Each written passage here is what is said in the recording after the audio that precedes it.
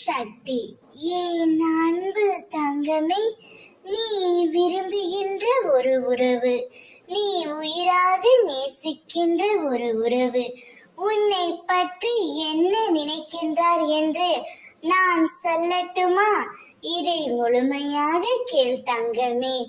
நீ விரும்புகின்ற உறவை ஒரு நாளும் காயப்படுத்தாதே.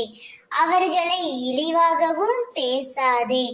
அவர்கள் ஏதேனும் தவறு புரிந்தால் மன்னித்து ஏற்றுக்கொள். தவறு ஏதும் செய்யாமல் இவ்வுலகில் யாருமே இல்லை.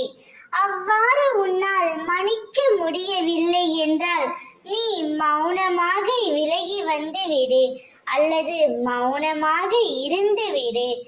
உன் மௌனமே அவர்களுக்கான தண்டனை என்பதை நீ உன் மனதில் வைத்துக்கொள்.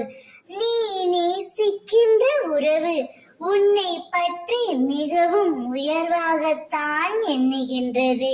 நீயாகவே உன் தரத்தை குறைத்து கொள்ளாதே. உன்னை பற்றி உயர்வாக எண்ணினாலும் அதை உன்னிடம் ஒருபோதும் சொல்வது இல்லை.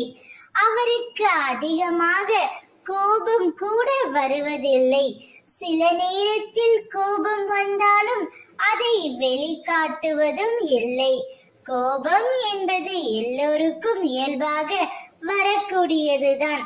விட்டு கொடுப்பவர்கள் எப்பொழுதும் கெட்டு போவதில்லை என்ற பழமொழிக்கு உதாரணமாக என் பிள்ளை இருக்க வேண்டும் என்பதே அம்மாவின் ஆசை.